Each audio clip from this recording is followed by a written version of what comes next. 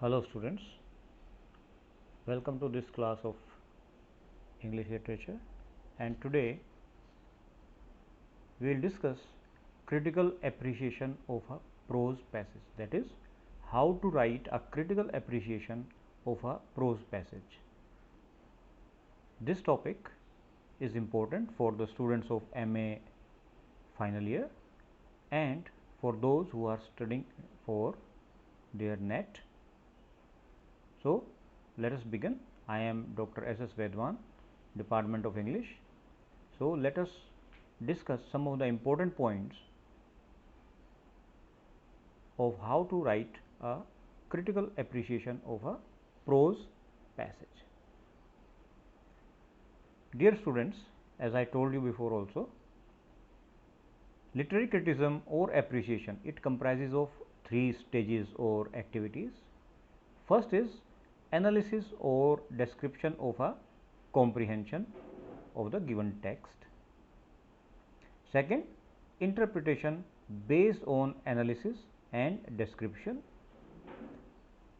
Third point is evaluation, that is based on both analysis and interpretation of point 1 and point 2.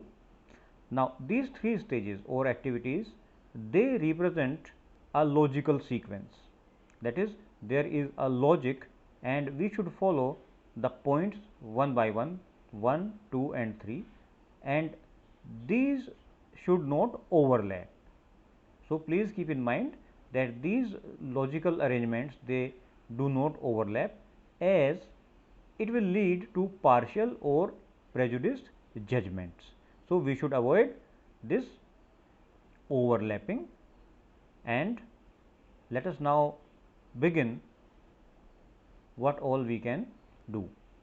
Before we proceed, so let us make it clear that literary appreciation, dear students, it is the study of literature as an object to be studied, understood, interpreted and to derive aesthetic pleasure.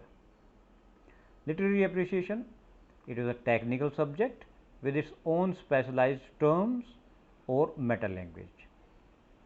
Some of them are crucial and they should be studied and understood first to appreciate poetry, drama, novel, essay and other forms of literature. Now, whenever we get a prose passage in our exams, we should first examine the passage carefully and we should look for certain points, that is what the author wants to say.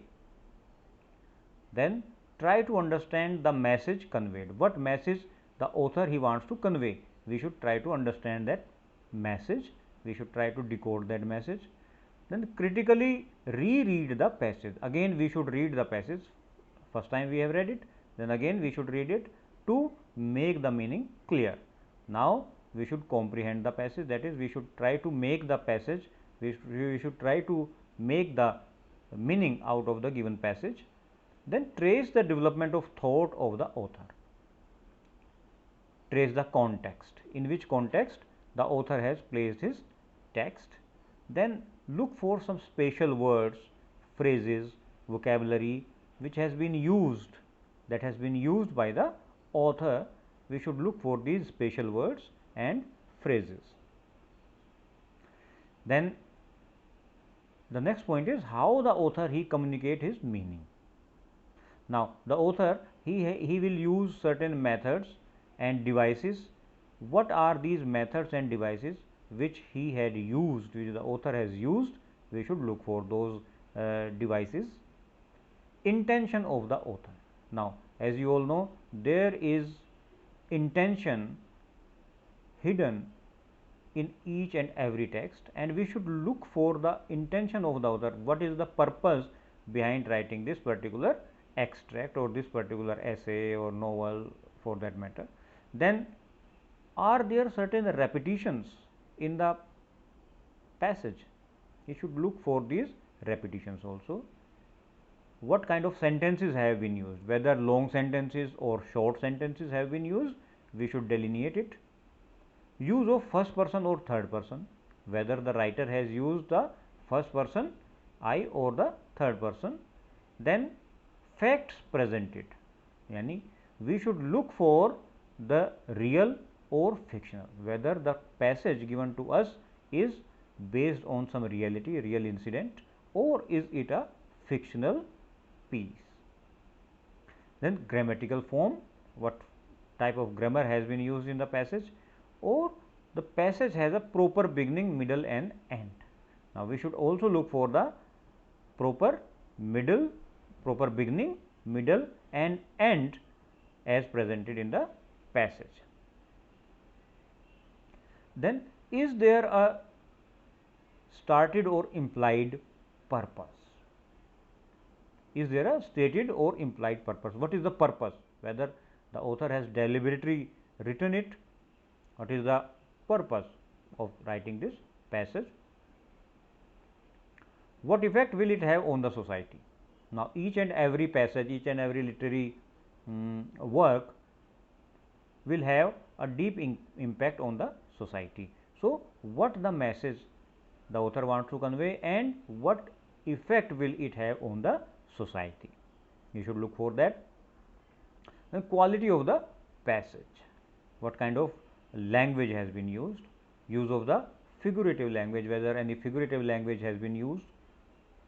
Then discourse coherence, there should be a logical coherence. We should look for this coherence, first point first, then next, then next. So, we should look for this coherence. Has the author succeeded in conveying his message? Now, this is very important because each and every writing has a message, and we should look for the author whether he has succeeded in conveying his message or he has flopped in conveying the message, or what kind of message he wants to convey. So, we should also look for this message. Then, what is the theme and thematic structure? What kind of thematic structure has been employed and what is the theme of the passage?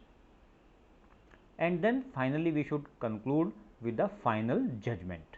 What kind of a judgment we have derived from this particular writing?